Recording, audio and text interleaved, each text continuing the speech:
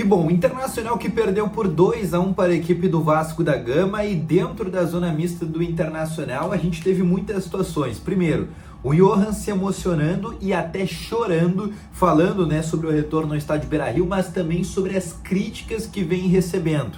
Além disso, Rômulo soltou o verbo para cima do Internacional e repetindo uma coisa que ele vem falando nas últimas entrevistas: falta efetividade para o nosso time.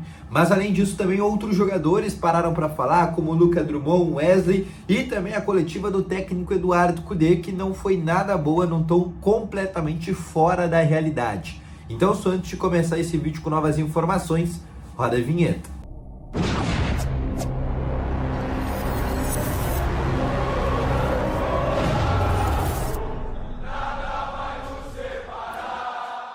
Boa noite, colorados, começando nesse vídeo um pouco mais tarde, de pós-jogo, após a derrota por 2-1 contra a equipe do Vasco da Gama. O Inter que perdeu, inclusive, tentou no fim do jogo até ali num tom ali de tudo ou nada, tentar empatar o jogo, mas não conseguiu, saiu sem nenhum ponto. O Inter que não perdia aqui no estádio Beira-Rio desde outubro de 2023. A última derrota aqui tinha sido para o Curitiba por 4-3. O Inter termina a rodada do Campeonato Brasileiro na 10ª colocação com 19 pontos e agora o Inter vai novamente para uma sequência de Copa do Brasil. Porém, o Inter vai ter agora mais 2 jogos onde serão adiados pelo Campeonato Brasileiro, contra o Bragantino e contra o Flamengo, que seria no fim da semana. Ou seja, o Inter vai ficar na próxima semana com 4 jogos a menos dentro do Campeonato Brasileiro em relação, por exemplo, aos outros times.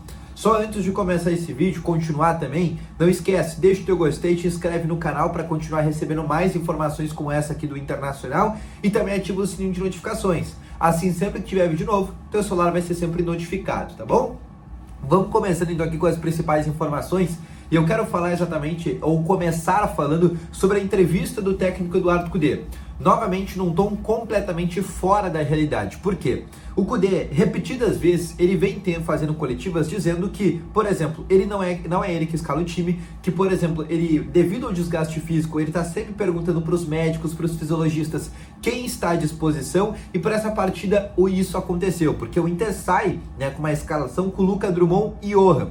Mas a principal questão, e aí é onde vem a pergunta muito incisiva, era por que Johan e não, por exemplo, Gabriel Carvalho, que em 10 minutos de Campeonato Brasileiro deu uma assistência, e o Johan, e até o momento, durante 10 rodadas do Brasileirão, não deu uma assistência ou não fez, por exemplo, nenhum gol. Ou melhor, não criou nenhuma grande chance e também não deu nenhum passe decisivo, por exemplo, só para vocês terem uma ideia. E aí a pior coisa é o que disse o técnico Eduardo Cudê, falando que nem todos estão prontos para jogar uma Série A, dando a entender que o Gabriel Carvalho, por exemplo, é um jogador que não está pronto. Só que se o Gabriel Carvalho não está pronto, então é o Johan que está pronto. Isso foi a primeira coisa. A segunda coisa, ele disse que muitos jornalistas falavam que o Inter era o melhor time do Brasil. E realmente era. Há 8 meses atrás, o Inter chegou numa semifinal de Libertadores, foi melhor que o Fluminense nos 2 jogos, jogava um futebol interessantíssimo. E hoje é um Inter completamente fora da realidade. Um time acomodado, um time de um treinador onde vê tudo fora da realidade. E o que ele falou foi o seguinte: quantos jogadores daquele time eu tinha hoje, por exemplo, à disposição? E aí ele diz, além disso, quantos jogos eu consegui ter Borré e Ener Valencia à disposição? Só que daí a gente também tem que pegar o outro lado. A equipe do Vasco da Gama estava completamente desfalcada para esse jogo contra a equipe do Inter. Um time que não tinha o seu principal jogador, que era o Dimitri Payet, de um time que tinha mais desfalques ainda, como o David, que não poderia enfrentar o Internacional, e até outros jogadores. Ao todo, o Vasco tinha quase 6 desfalques, e isso fora os reforços que ele trouxe já nessa janela de metade do ano. E todo mundo sabe, o Inter é melhor que o Vasco. Além disso, o Vasco, nesses 6 jogos de Campeonato Brasileiro que jogou fora de casa, o Vasco teve 6 derrotas. O Vasco não sabia o que era vencer no Brasileirão fora de casa. Tinha perdido 6 jogos. E contra o Internacional, ele conseguiu quebrar esse tabu. Ou seja, mais uma vez, um discurso fora da realidade por parte do técnico Eduardo Cudê. Porque mesmo com todos os problemas, o Inter tinha time, tinha capacidade, por exemplo, para ganhar dessa equipe do Vasco, que é uma equipe completamente fraca. A equipe do Vasco é um time que, se não cair, vai brigar até a última rodada, por exemplo, para não cair. Na zona mista, a gente pelo menos teve discursos melhores do que foi o técnico Eduardo Cudê. E antes que me pergunte, demissão, que é algo que você deve estar se perguntando, não, o técnico Eduardo Cudê não será demitido do Internacional. Falando agora sobre zona mista, alguns jogadores do Inter pararam para falar. O primeiro deles foi o Wesley, que disse que o Inter precisa ter uma mudança de chave agora para o jogo do meio da semana, que não tem outro jeito de ganhar, tem que trabalhar, né? Não tem outra forma, e agora o Inter precisa mudar essa chave. Precisa mudar isso que aconteceu, por exemplo, do confronto contra o Vasco.